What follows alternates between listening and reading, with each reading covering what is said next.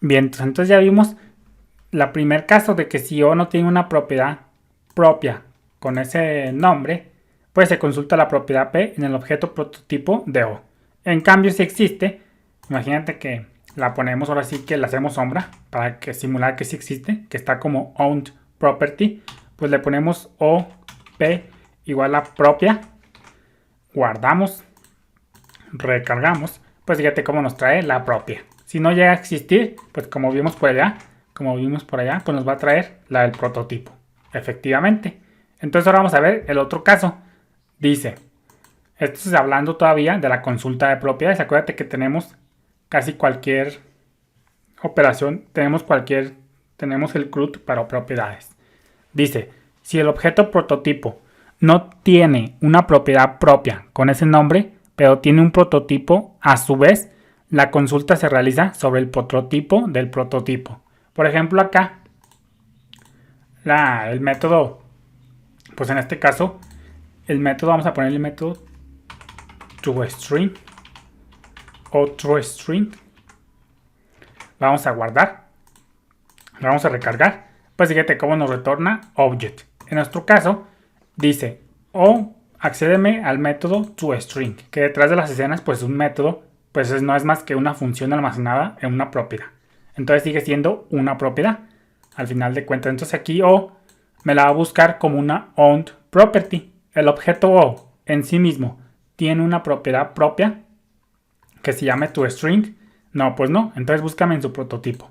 Prototipo tiene una propiedad propia que se llame toString. No, pues no. Pues entonces prototipo sabemos que por defecto un object literal hereda de object, su objeto prototipo por defecto pues es object.prototype. Entonces ahí sí la va a encontrar y por consecuencia pues ahí se va a ejecutar la función. Fíjate, vamos a ponerle acá, si lo quieres ver mejor más explícitamente, vamos a ponerle que object.create, vamos a ponerle prototipo, otro prototipo, vamos a ponerle otro prototipo. Entonces vamos a ponerle let, si lo quieres ver mejor más explícitamente. Vamos a ponerle P es igual a propiedad. Todo esto muy bien. Y esto es otro prototipo, es igual a esto. Y le estamos diciendo, créame un objeto que se llama otro prototipo con la propiedad P, propiedad. Y le estamos diciendo que prototipo lo vamos a crear a partir del prototipo que tenga como su prototipo otro prototipo. Entonces aquí prototipo es un objeto vacío. Entonces si nosotros accedemos acá a o.p, propiedad, otro prototipo, guardamos, recargamos, pues fíjate cómo dice propiedad, otro prototipo. Aquí va a buscar, primero inicia buscándola como owned property. Primero busca en el objeto en sí mismo. Búscame una propiedad que se llame P dentro del objeto. No, pues no tengo. Pero O apunta a un objeto prototipo que se llama prototipo. Entonces dentro del prototipo me la busca. Búscame la propiedad P dentro del prototipo. No, pues no la tengo. Pero prototipo tiene su objeto prototipo, otro prototipo. Entonces búscamela ahí. Pues sabes que aquí sí está. Entonces te la mando. Efectivamente. Acuérdate cómo buscaban la cadena cuando teníamos nuestra jerarquía de herencia de Daniel, persona, humano y object.prototype. Primero busca en el objeto en sí mismo, lo que está más abajo. Luego busca en el prototipo. Luego en el prototipo del prototipo. Luego en el prototipo de tu prototipo. Y si ya el prototipo del prototipo del prototipo apunta a null, pues ahí termina la búsqueda. Y si encontró null, pues quiere decir que no encontró la propiedad. Entonces fíjate, vamos a ponerle propiedad no existe. Vamos a ver el caso que sigue. Dice esto continúa, estábamos aquí. Esto continúa hasta que se encuentre la propiedad P o hasta que se busque un objeto con un prototipo null. Si no se encontró la propiedad, porque llegó un prototipo que apuntaba a null, pues sabemos que retornará undefined. Entonces imagínate que este prototipo no tiene una propiedad P. Entonces vamos a ponerle P. Guardamos.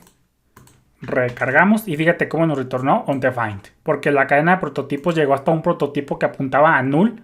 y como no encontró esa propiedad, retornó undefined. Entonces, siempre que consultes una propiedad que no exista, pues siempre te va a retornar undefined. No es error, simplemente te va a retornar undefined. Eso pues ya lo vimos. Entonces aquí nos surge la pregunta. Dice, ¿cuándo sí fallará la consulta de propiedades? Pues si el lado izquierdo del punto es null o undefined. Ya vimos que si consultamos una propiedad que no existe, no es error. Lo que sí es error es consultar de null o undefined. Por eso nosotros ya vimos, por acá déjame abrírtelo. Por consecuencia nosotros ya vimos lo que era el optional chaining, el encadenamiento múltiple, para usar el operador de signo de interrogación para evitarnos el chequeo de propiedades, para no testear o no consultar para algo null y undefined. Eso pues también ya lo vimos. Y eso de que si fallará la consulta de propiedades cuando el lado izquierdo es null o undefined, también aplica para el seteo, como dice por acá. Vamos a ponerle por acá. Dice, esto también aplica para el seteo, porque el intento de establecer una propiedad en null o undefined, cualquiera de los dos, provoca un type error. Ya lo vimos por qué.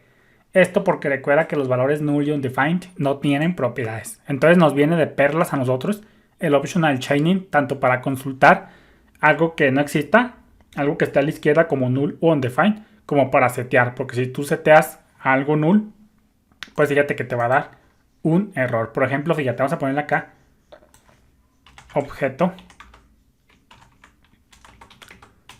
anidado es igual a esto. Pero imagínate que tú le pones aquí objeto que no existe. Vamos a ponerle objeto que no existe, guardamos, recargamos. Pues fíjate cómo nos retorna undefined. Como sabemos que es un objeto que no existe y consultamos, queremos ahora sí que consultar una propiedad, vamos a ponerle propiedad, guardamos, recargamos, pues fíjate cómo nos da un type error. Pero lo vamos a dejar para el próximo video. Saludos.